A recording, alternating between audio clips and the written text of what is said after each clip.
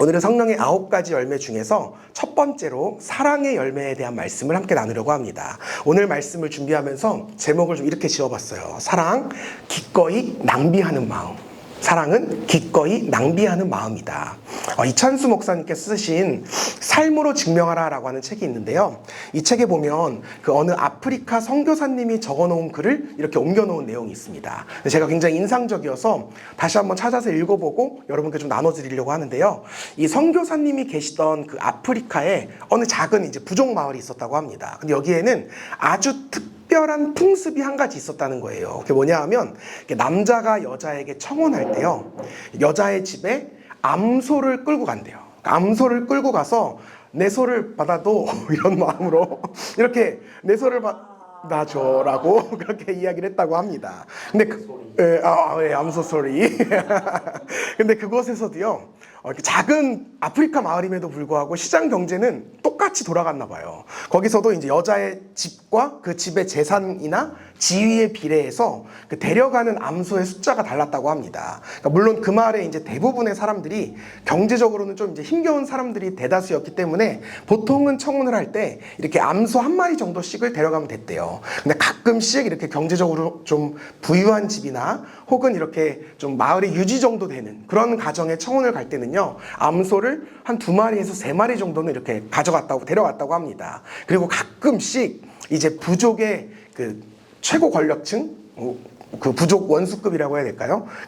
그런 급이나 혹은 이제 그 부족 안에 이제 기업 총수 같은 재벌들이 있었을 거 아니에요? 그들의 가정으로 청혼을 갈 때면 암소가 무려 5마리 정도가 동원이 되었다고 합니다. 근데 하루는요, 그 마을 추장의 아들이 이제 청혼을 하러 가려고 채비를 하고 있었대요. 그러니까 아무래도 이제 추장의 아들이니까 다들 관심을 가지고 이렇게 나와서 구경했다고 합니다. 놀랍게도 이 추장의 아들이요, 암소를 몇 마리 데려갔냐고 하면 9마리를 데려갔다는 거예요. 9마리. 역사상, 이 부족 역사상 이런 적이 없었는데 9마리를 데리고 가니까 그 부족의 전체 사람들이 다 깜짝 놀란 거예요. 도대체 어느 집안에 청혼을 하러 가길래 무려 9마리의 암소를 데려가는가. 저 정도면 아마 이 나라 국왕이나 뭐 그 정도 급에는 가는 거다 이러면서 이제 궁금한 마음에 부족 사람들이 다 그 청혼 행렬을 따라갔다고 합니다. 그렇게 한참을 걸어서 도착했는데 그곳은 궁전도 아니었고요, 빌딩도 아니었고요, 어느 허름한 판잣집 앞이었다는 겁니다. 거기에요, 이 추장 아들의 청혼을 받은 그 여인은 아주 그 병약한 외모에 영 그 볼품없는 행색을 갖추고 있었다는 거예요. 그 모습을 본 이제 부족 사람들이 아주 크게 실망하면서 뭐야 이러면서 이제 돌아가기 시작합니다. 그 즉시 집으로 돌아가기 시작하고요, 그의 결혼을 축하하기 위해서 함께 자리했던 이 선교사님도 속으로 이런 생각을 했대요. 야, 이런 영양가 없는 집안에 암소를 9마리나 이렇게 내어주는 걸 보니까, 또 저런 볼품없는 여인을 신부로 맞이하는 걸 보니까 틀림없이 추장 아들이 열병에 걸렸거나 정신이 나간 게 분명하다, 이제 이런 생각을 가졌다고 합니다. 그러던 중에 이제 한국으로 돌아와야 돼서 한국에 돌아와 계시다가 이제 어느 정도의 시간이 흘러서 다시 그 마을로 이제 선교를 나가셨답니다. 다시 마을로 돌아갔더니요, 어느새 이제 그때 그 정신 나간 추장의 아들이 추장이 되어 있었다는 거예요. 이제 그 추장에게 인사를 하기 위해서 추장의 집에 갔는데 딱 집에 들어가는 순간 이 선교사님이 깜짝 놀라고 맙니다. 이 추장의 부인이 먼저 나와서 이렇게 인사를 하는데, 맞이를 하는데요, 예전에 봤던 그 남루하고 볼품없고 그 영양가 없던, 정말 그 병약했던 그런 여인이 아니라 너무나 건강하고 아름답고 당당한 여성이 나와서 자신을 맞아주더라는 거예요. 더불어서 막 영어까지 유창하게 구사하면서 자신을 맞아주었다는 겁니다. 너무 놀라가지고요, 이제 어안이 벙벙한 채로 껌뻑껌뻑 그 여인을 쳐다보고 있으니까 이 추장이 이 상황을 눈치챘는지 이렇게 설명을 하더래요. 그때 그 여자가 맞나 싶죠? 하면서 설명을 하는데, 사실은 그때 암소 1마리면 충분히 결혼 승낙을 받을 수 있었습니다. 하지만 그 청혼의 순간에 암소를 몇 마리나 받았느냐, 여기에 한 여자의 그 평생의 자기 가치를 결정하는 일이라는 걸 제가 잘 알고 있었습니다. 그래서 저는 제 아내가 평생 자신의 가치를 암소 1마리 값에 한정한 채 사는 것을 원치 않았습니다. 저는 제 아내를 너무나 사랑했기 때문에 그렇습니다. 처음에 아내는 9마리의 암소를 보고 너무 놀라고 당황했습니다. 그리고 자신을 암소 9마리나 받은 여자라고 이야기하는 사람들의 그 수군거림 때문에 너무 큰 부담감을 느꼈습니다. 하지만 그때부터 제 아내는 자신의 가치를 이 9마리의 암소에 걸맞게 하고자 부단히 노력하기 시작했습니다. 저는 아내에게 단 한 번도 외모를 가꾸라고 한 적도 없고 공부하라고 한 적도 없고 일을 하라고 한 적도 없습니다. 다만 있는 그대로 저는 아내를 사랑했을 뿐입니다. 그런데도 아내는 점점 더 이 9마리의 암소에 걸맞는 아름답고 멋진 여성으로 거듭나기 시작했습니다. 제가 이 글을 읽는데요. 읽는 내내 마음에 그 잔잔한 감동이 이렇게 찾아오는 거예요. 야, 이 추장 아들이야말로 진정한 로맨티스트구나. 진정한 사랑이 뭔지를 아는 진짜 사냥꾼이래. 사랑꾼. 뭐 사냥꾼이긴 하죠. 뭐 마음을 사냥했으니까. 진정한 사랑꾼이구나. 이런 생각이 들었어요. 여러분, 정말로 그런 것 같아요. 진짜 사랑이란 아낌없이 주는 마음인 것 같습니다. 다른 누군가가 볼 때는요, 낭비로 보입니다. 낭비 같아요. 정신 나간 것 같이 보입니다. 근데 설령 그게 낭비라고 할지라도 그 사람을 위해서 기꺼이 낭비할 수 있는 마음, 그것이야말로 진정한 사랑이라는 겁니다. 여러분은 모두 이런 그 정신 나간 이런 사랑을, 낭비 같은 그런 사랑을 받아보신 적 있으십니까? 저는 받아보았습니다. 저는 받아보았어요. 여러분들도 다 받아보셨습니다. 누구에게서요? 하나님 아버지에게로부터 그 사랑을 우리는 다 받고 있습니다. 오늘 본문 말씀이요, 우리에게 이렇게 진 거예요. 하나님의 사랑이 우리에게 이렇게 나타난 바 되었으니 하나님이 자기의 독생자를 세상에 보내심은 그로 말미암아 우리를 살리려 하심이라. 아멘. 하나님께서요, 죄로 인해 죽을 수밖에 없는 우리를, 저와 여러분을 다시 살리시고자 자신의 하나밖에 없는 아들을 이 땅에 보내셨다는 거예요. 그것이 십자가의 길임을 하나님 아셨고요. 이 십자가의 고통을 자신의 아들이 피해갈 수 없다는 것을 아셨습니다. 하지만 그럼에도 불구하고 저와 여러분을 살리시기 위해서 하나밖에 없는 아들이신 예수 그리스도를 이 땅에 보내셔서 십자가에 내거셨다는 겁니다. 하나님의 이 사랑이요, 죄인인 저와 여러분을 살리신 것입니다. 그래서 사도 바울은 이 사랑을 이렇게 기록하죠.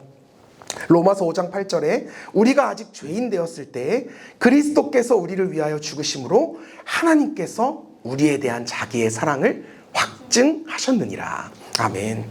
우리를 향하신 하나님의 사랑, 그러니까 예수님을 십자가에 내거신 그 하나님의 사랑이요, 내가 받은 9마리 암소의 사랑이라는 겁니다. 추장의 아들이 암소 한 마리로도 충분한 사랑을요, 충분히 결혼할 수 있었음에도 불구하고 사랑하는 여인의 그 자존감을 위해서 무려 암소 9마리를 끌고 갔던 그 사랑처럼, 그 거룩한 낭비를 했던 것처럼 우리 하나님도요, 그 무엇과도 바꿀 수 없는 하나뿐인 아들 독생자 예수 그리스도를 십자가에 내어주심으로써 우리가 얼마나 소중한 존재인지를 깨닫게 하셨다는 거예요. 예수님처럼 너도 나의 사랑하는 아들이고 딸이다, 이걸 우리에게 알려주고 싶으셨다는 겁니다. 이것이 바로 하나님께서 우리를 향해 베풀어 주신 너무나 위대하신 사랑이라는 겁니다. 사랑하는 여러분, 우리가 이토록 위대한 사랑을 받았습니다. 그리고 지금도 받고 있고요, 앞으로도 영원히 이 사랑이 우리를 떠나지 않는다고 약속하십니다. 여러분, 우리는요, 하나님 아버지의 존귀한 자녀예요. 이건 그냥 무슨 이론적인 게 아니라 정말 하나님은 우리를 너무나 소중한 자녀로 바라보고 계십니다. 우리는 이런 하나님의 사랑을 우리 가슴 안에 품고 살아가야 됩니다. 그냥 말로만, 머릿속으로만 나 하나님의 자녀야, 이렇게 살아가는 영향력 없는 크리스천이 아니라 정말 진심으로 변하지 않는 하나님의 그 자녀를 향한 사랑을 마음에 품고 살아가야 된다는 거예요. 하나님의 자녀라고 하는 자긍심을 갖고 하나님의 자녀다운 당당한 인생을 우리가 살아가야 한다는 겁니다. 어떻게요? 하나님이 우리에게 주신 그 사랑의 열매를 우리 가슴에 품은 채. 그래서 요한일서 4장 13절에 이렇게 기록하죠. 그의 성령을 우리에게 주심으로 우리가 그 안에 거하고 그가 우리 안에 거하시는 줄을 아느니라. 이것이 바로 우리가 맺어야 할 참된 사랑의 열매라는 겁니다. 사랑이라고 하는 성령의 열매를 이미 하나님 우리에게 주셨다는 거예요. 그가 우리 안에 거한다는 겁니다. 이제 우리가요, 그 사랑을 누리며 살아가길 원하신다는 거예요. 우리가 그렇게 살아가잖아요. 그러면 내 안에 계신 우리 주님의 존재를 우리 스스로 확실하게 깨닫고 살아갈 수 있다는 겁니다. 하나님의 사랑이 이미 우리에게 임했습니다. 성령의 9가지 열매 중에 사랑의 열매가요, 이미 우리 안에 임했다는 겁니다. 그렇다면 여러분, 우리가 이러한 사랑의 열매를 맺고 살 때 우리에게 어떤 일이 일어나게 될까요? 성경이 증거예요. 제가 다시 한번 읽어드릴게요. 사랑하는 자들아, 하나님이 이같이 우리를 사랑하셨은즉 우리도 서로 사랑하는 것이 마땅하도다. 우리 이 말씀은 외웠으면 좋겠어요. 우리 교회 표어니까. 사랑하는 자들아, 하나님이 이같이 우리를 사랑하셨은즉 우리도 서로 사랑하는 것이 마땅하도다. 아멘. 하나님께서 베풀어 주셨던 그 기꺼이 낭비하는 사랑을요, 우리 역시도 서로에게 행하며 살아가게 되었다는 겁니다. 이게 내가 하려는 것이 아니라 사랑해야지가 아니라 하나님의 사랑이 내 안에 임하니까 나도 그 사랑을 투영할 수 있게 되었다는 겁니다. 여러분, 때로요, 우리가요, 이런 고민을 할 때가 있어요. 내가 이 인간을 어디까지 사랑해야 하나? 내가 이 인간을 어디까지 참아줘야 하고 어디까지 용서해줘야 하나? 내 자녀, 내 가족, 내 배우자, 내 친구를 위한 사랑마저도 우리는 흔들릴 때가 많습니다. 그러나 하나님께서 오늘 우리에게 분명하게 도전하시는 거예요. 사랑의 열매를 맺은 사람은요, 기꺼이 낭비하는 사랑을 서로에게 베풀어야 한다는 거예요. 우리 가족에게도 낭비하는 사랑을 베풀어야 되고요. 우리 밖에서 만나는 친구나 우리 직장 동료들에게도 기꺼이 낭비하는 사랑을 베풀어야 되고요. 그 무엇보다 우리의 가족들에게도 기꺼이 낭비하는 사랑을 베풀어야 한다는 겁니다. 여러분, 어디까지 사랑하라고요? 기꺼이 낭비할 때까지. 이게 진짜 낭비라는 생각이 들 때까지 사랑하라는 거예요. 내가 이 사람을 위해서 굳이 이렇게까지 해야 하나? 내가 이 사람을 위해서, 내가 우리 교우를 위해서, 우리 성도님들을 위해서 굳이 이렇게 내 시간과 내 물질과 내 에너지와 내 정성과 마음을 이렇게까지 쏟아 부어야 하나? 굳이 이 사람을 위해서 이렇게까지 해야 하나? 라는 마음이 들 때까지 사랑하라는 거예요. 그게 성령의 열매인 사랑의 열매라는 겁니다. 제가 오늘 이 자리에 모인 여러분에게도 정말 그 감사함을 느껴요. 사실 여러분들 이 황금 같은 연휴가 시작하는 금요일 마음껏 즐기실 수도 있으셨겠지만 기꺼이 나오신 거잖아요. 기꺼이. 정말 하나님을 사랑하고 교회를 사랑하고 예배를 사모하고 서로를 사랑하는 그 마음으로 기꺼이 나오신 거잖아요. 여러분, 그런 생각 안 드셨어요? 내가 이렇게까지 교회에 나와야 하나? 내가 굳이 이렇게까지 이 시간을 내가 교회에 드려야 되나? 하나님께 드려야 되나? 굳이 이렇게까지 내 에너지와 이 피곤한 체력을 굳이 드려야 되나? 그렇게 해야 된대요. 저도 그렇게 말씀드리고 싶어요. 여러분, 금요일은 피곤하니까 각자 집에서 기도하시고요. 집에서 말씀 묵상하시고요. 푹 쉬세요. 저도 이렇게 말씀드리면 얼마나 좋아요. 저도 좋은 사람 되는 거잖아요. 근데요, 주님의 뜻이 그게 아니에요. 주님의 뜻이 함께 모여서 낭비하는 것처럼 여기에 시간을 투자하고요. 낭비하는 것처럼 우리의 마음을 여기에 두라는 거예요. 여기 모여서 같이 기도하는 게 낭비 같지만 그게 사랑이라는 겁니다. 그래서 하나님의 그 마음으로 여러분에게 교회에 나오시라, 함께 기도하자 권면할 수밖에 없는 겁니다. 여러분, 교회에서 교우들을 사랑하실 때요, 기꺼이 낭비하는 마음으로 사랑하십시오. 일터에서 동료들 사랑하실 때 기꺼이 낭비하는 마음으로 사랑하십시오. 집안에서, 이게 제일 중요한 것 같아요. 이게 제일 어려운 것 같아요. 우리의 진짜 적은 늘 집안에 있잖아요. 가정에서 가족들을 사랑하실 때요, 기꺼이 낭비하는 마음으로 사랑하시기 바랍니다. 그리고 그 낭비에 대해서요, 아까워하지도 마시고요, 대가도 바라지 마세요. 내가 이렇게까지 했으니까 알아줘야지. 우리에겐 늘, 우리 마음 안에 늘 섭섭하게 한 마리씩은 품고 살잖아요. 여기에 넘어가면 안 돼요. 섭섭함이 드러나면 안 됩니다. 그건 사랑의 열매가 아니에요. 우리를 사랑하신 하나님처럼 여러분, 아무것도 원하지 마시고 바라지 마시고 요구하지 마세요. 하나님이 우리에게 그렇게 사랑하셨잖아요. 대가를 바라고 우리에게 예수님을 주시지 않았어요. 대가 없는 사랑으로 우리에게 예수님을 주신 겁니다. 우리도 하나님의 그 마음으로 서로를 사랑해야 합니다. 그게 바로 성령의 열매인 사랑의 열매입니다. 우리가 정말 그런 사랑으로 함께 신앙생활하고 가정생활하고 사회생활할 수 있으면 좋겠습니다. 정말 서로를 향해서요, 아낌없이 베푸세요.